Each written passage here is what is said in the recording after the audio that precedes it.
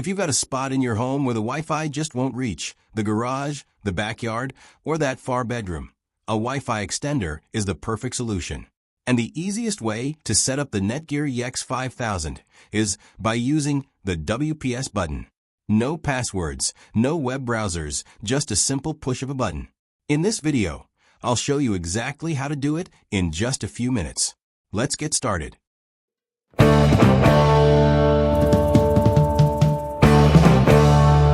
Step 1. Unboxing and plug-in extender. First, start with unboxing. Unbox NETGEAR Extender, and inside the box, you will get extender itself and quick user guide. For the initial setup, you need to plug your extender into an electrical outlet in the same room as your Wi-Fi router. Once plugged in, wait for the power LED to light up. Step 2. Press WPS button on Wi-Fi router. Go to your main Wi-Fi router and press its WPS button for 2 seconds. Step 3. Press WPS button on Wi-Fi extender.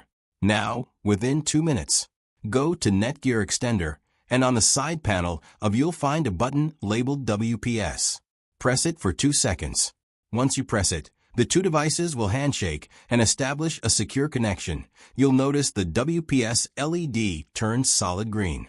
That means extender successfully connected to your router. Step 4. Connect to your new extended network.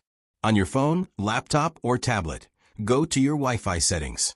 You should now see new network names broadcast by NETGEAR Extender. They will usually be your original network name with _EXT or a similar suffix added.